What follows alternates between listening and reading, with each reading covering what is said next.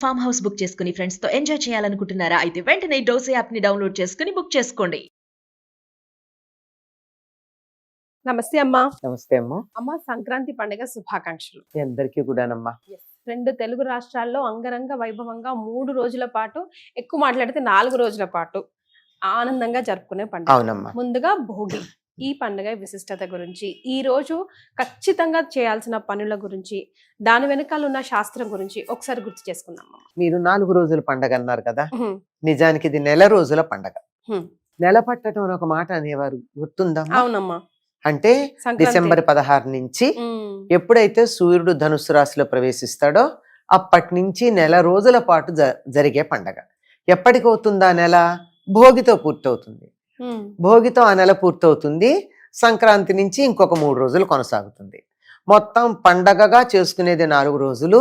మొత్తం పండగ వాతావరణం ఉండేది నెల రోజులు.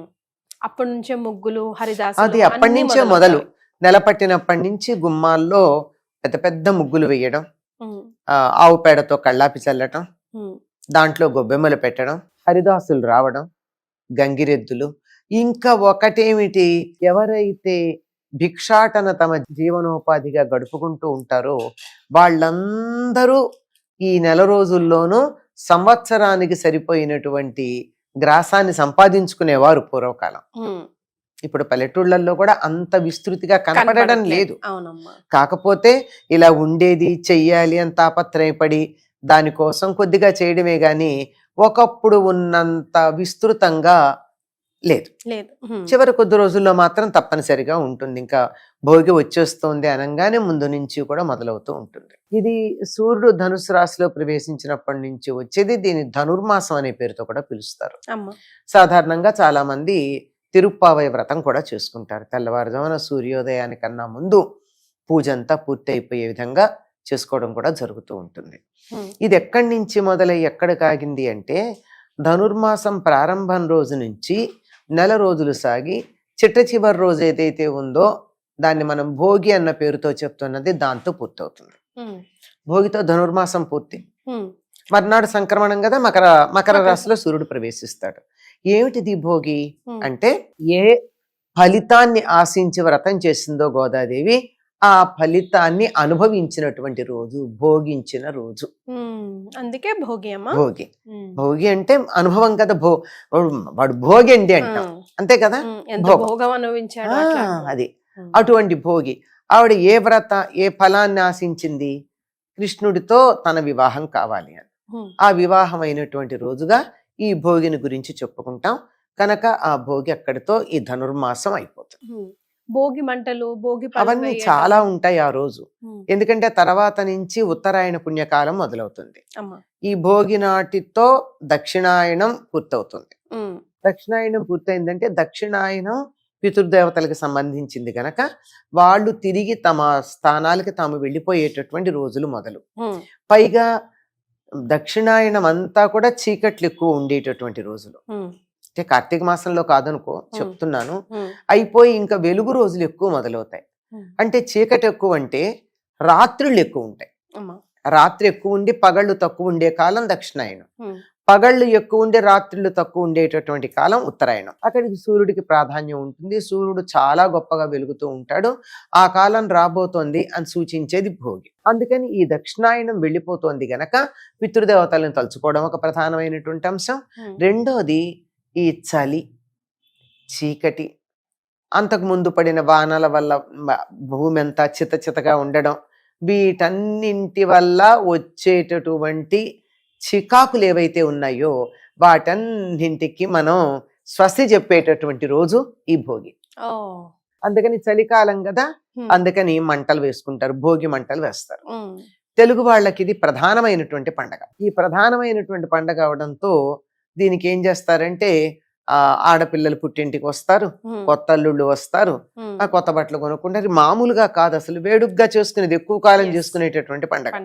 ఎక్కువ రోజులు చేసుకుంటాం, పెద్ద ఎత్తున చేసుకుంటాం, అందువల్ల పెద్ద పండగ అన్నమాట. అందుకని ఇళ్ళు శుభ్రం చేసుకోవడం. పూర్వం అయితే సంవత్సరానికి ఒకసారి సున్నం వేయించుకునేవారు. దోమలు, ఈగలు, నొసములు లాంటివి రాకుండా. రాకుండా. అవునమ్మా. ఈ పండగ ఇప్పుడు సున్నాలు వేయించుకోవడం, బాగులు కొత్త చేయించుకోవడం, ధాన్యం వచ్చే వేళ ఎట్లా అది ఇవన్నీ చేస్తూ కొత్త ధాన్యం వస్తుంది. అందుకని వీటన్నింటి కోసం అని చెప్పి ఈ బాగు చేసేటప్పుడు పనికిరానివి ఏమన్నా ఉంటే తీసుకెళ్లే భోగి మంటలో పారేస్తారు. పైగా ఇంకోటి ఏమిటంటే ఈ పనికిరానివి కొన్ని సరదాగా వేసినా నిజానికి ఈ భోగి మంటల్లో ఎక్కువగా వాడేది ఏమిటంటే ఈ నెల రోజులు పెట్టినటువంటి గొబ్బెమ్మలు ఉన్నాయే, ఆ గొబ్బెమ్మల్ని పిడకలు కొడతారు, పడేయరు కదా, ఆ పిడకల్లో ఎండిపోయిన వాటిని తెచ్చి భోగి మంటల్లో వేస్తారు. ఆవు పేడ ఎప్పుడైతే దాని మీద పసుపు కుంకుమ ఉంటే, ఒక పువ్వు ఉంటే, అంతకన్నా ఇంకేం ఉండదు కదా, ఏ చెత్తా చెదారం కూడా ఉండదు. పూర్తిగా స్వచ్ఛమైనటువంటి ఆవు పేడ, తాజా ఆవు పేడతో చేస్తారు. అది పైగా నిన్నటిది మొన్నది పనికిరాదు గొబ్బెమ్మలు చేయడానికి. కనుక దాంతో చేసినటువంటి దాన్ని పిడకలు కొట్టి దాన్ని మంట గనక వేసినట్టయితే ఉదయం పూట వాతావరణంలో ఉన్న కాలుష్యం పోతుంది. అందువల్ల భోగి మంటలు అలా వేసి చలి నుండి వాతావరణంలో ఉండే మంచు మొదలైనటువంటి వాటి నుండి తమని తాము రక్షించుకునేటటువంటి భోగి మంటలు. అయితే దీనికి ఒక శాస్త్ర ప్రకారం ఒక మాట కూడా చెప్తారు. ఏమంటే హోమాలు చేయడం, అగ్ని ఆరాధన చేయడానికి సంకేతంగా భోగి మంటలు వేస్తారు అని. అది ఎందుకో నాకు అంత సమంజసంగా అనిపించదు పెద్దలు చెప్పినా. ఎందుకంటే హోమం చేయడం అనేది అలా తెల్లవారుదామని పాచమహాలతో చేయరుగా. అంచైతే ఇది పూర్తిగా చలిని పోగొట్టి చక్కగా రాబోయేటటువంటి వెలుగుని వేడిమిని ఆహ్వానించేది. అది భోగి మంటలు అలా ఉంటాయి. ఇంకా ఈ రోజే చేస్తారు. భోగి నాడే అభ్యంగన స్నానం ముందు రోజే చక్కగా నువ్వులు నూనె రాచుకుని వేడి నీళ్లు వీటిల్లో రాగి కాగుల్లో కాచుకుని, అంటే వేడి కావాలంతా, ఒంటికి నువ్వుల పిండి దాంతో రుద్దుకుని చక్కగా అభ్యంగన స్నానం సూర్యోదయానికన్నా ముందే చేస్తారు. పెద్దవాళ్ళు ఉన్నట్టయితే వాళ్ళు తర్పణాలు ఇస్తారు పితృదేవతలకి. పిల్లలు అవి ఏమీ చేసేదేం లేదు. తలంట్లు పోసుకుంటారు, కొత్త బట్టలు కట్టుకుంటారు, ఆ తర్వాత పిండి వంటలు చేసుకుంటారు, చాలా వేడుగ్గా జరుపుకుంటారు. ఇంకా ఇంట్లో పెద్దవాళ్ళు మాత్రమే చేసేది ఇది. పిల్లలందరూ సంతోషంగా చేసుకునేది అయితే పెద్దవాళ్ళు మాత్రం వీలైతే తర్పణాలు ఇస్తారు పితృదేవతలకి, లేదంటే ఇది పెట్టుకుంటారు, పొంగలి చేసానాడు నివేదన చేస్తారు. 3 రోజులు పొంగల్ చేస్తారమ్మా తప్పనిసరిగా. బొమ్మలకు అదే నైవేద్యం పెట్టాలంటారు. పెట్టుకుంటారు కదమ్మా కొంతమంది. కొన్ని ప్రాంతాల్లో దీపావళికి పెడతారు, కొన్ని ప్రాంతాల్లో దసరాలకు పెడతారు. కానీ తెలుగు వాళ్ళందరూ చాలా వరకు సంక్రాంతికే పెట్టుకుంటారు. పెట్టి 3 రోజులు 4 రోజులు ఉంచుకుంటారు. కనీసం 3 రోజులు ఉంచుతారు కదా. ఈ బొమ్మలకు కూడా మొత్తం అంతా కట్టె పొంగలే నివేదన చేస్తారు. ఎందుకు అంటే కొత్త బియ్యం వస్తాయి అప్పుడు. కొత్త బియ్యంతో బాగుంది, కొత్త బియ్యం మెత్తగా వస్తుంది కదా. అప్పుడు ఇంకా పెసలు వస్తూ ఉంటాయి, పూర్తిగా రావు, పచ్చిగా ఉంటాయి ఆ పెసలు. ఆ పచ్చి పెసలు అందులో వేసి చేసినట్టయితే పెసరపప్పు బదులు చాలా బాగుంటుంది. కట్టె పొంగల్ చేస్తారు. ఇంకా కొంతమంది కొత్తగా ఆవులు అవి ఈనేటటువంటి సమయం గనక పొంగలి అంటే తమిళ ప్రాంతం వాళ్ళంతా పాలల్లో బియ్యం వేసి ఉండేదాన్ని పొంగలిగా పడుకుంటారు వాళ్ళు. పైగా వాళ్ళంతా దీన్ని పొంగలని కూడా అంటారు. పాలు పొంగినట్టుగా అంతా పొంగుతాయి అని పొంగాలని. ఇలా చేయడం, ఇది ఉదయం పూట అయిపోతే ఇంకా మధ్యాహ్నం నుంచి చేసినటువంటి పిండి వంటలు తినడం, బొమ్మల కొలువులకి పేరంటాలకు వెళ్ళడం, ఇంట్లో చిన్నపిల్లలు ఉంటే భోగి పళ్ళు పోయడం చాలా ప్రధానం. దాని పేరే భోగి పళ్ళు. అవునమ్మా. భోగినాడు పోసే వాటిని భోగి పళ్ళు. ఇనప పాత్రలో రేగి పళ్ళు, ధాన్యం, రాగి నాణ్యం వేసి పిల్లలకి దిష్టి తీస్తారు.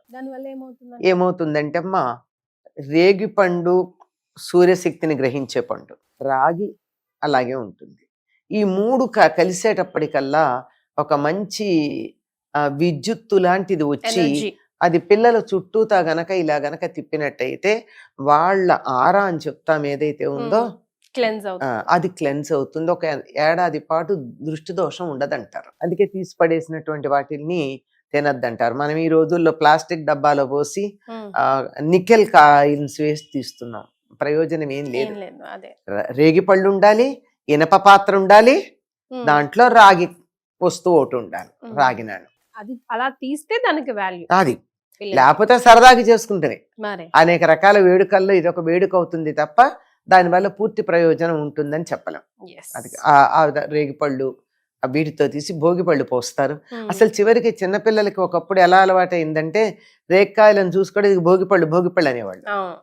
అంటే భోగి పళ్ళల్లో వాడతారు కదా, ఈ వాళ్ళకేమో ఆ దుష్టి తీసింది వాళ్ళు తినకూడదాయే. అంతకు ముందు మనం జాగ్రత్తగా పెట్టి అవి తీసుకోండి ఇవి తినకూడదని చెప్పాల్సి వచ్చేది. పేరెంటాలకు కూడా బాగా వెళ్తూ ఉంటారు. సో భోగి పళ్ళు, స్నానాలు, అభ్యంగన స్నానాలు, అభ్యంగన స్నానం, నువ్వుల నూనె రాచుకుని అభ్యంగన స్నానం, కొత్త బట్టలు, పిండి వంటల్లో కూడా కొత్త బియ్యం, కొత్త నువ్వులు వస్తాయి, నువ్వులు, కొత్త బెల్లం అదే వాడతారు. కొత్త బెల్లం వీటితో కలిపి అరిసెలు ప్రధానంగా చేస్తారు. అదే నువ్వులుండలు, అరిసెలు, తీపి పదార్థాలు. ఇక్కడ సకినాలు అంటారు. అది కూడా ఒట్టి బియ్య పిండి, ఇంకేం ఉండదు. అవి కొత్త బియ్యంతో అయితేనే వస్తాయి, పాత బియ్యంతో రావు సకినాలు అంత అందంగా. అదొక వేడుక. ఈ రోజు మా ఇంట్లో చేస్తున్నామంటే ఊళ్ళో వాళ్ళంతా మా ఇంటికి వస్తారు, అందరు అక్కడ కూర్చొని చేయడం. రేపు ఇంకోళ్ళ ఇంట్లో అట్లా నెలంతా సకినాలు చేస్తూనే ఉంటారు. చాలా విశేషంగా ఉంటుంది. టైం కి టైం పాస్, హెల్త్ కి హెల్త్, అండ్ అందరూ కలుసుకునే అందరూ కలిసేటటువంటి విదేశాల్లో కదమ్మా. చెయ్యడంలో కలిసి ఉండడమే కాదు, పేరెంటాలు, పంచుకోవడాలు, వీటన్నిటిలో కూడా వేడుకుంటారు. చాలా సంతోషం అమ్మా, ధన్యవాదాలు.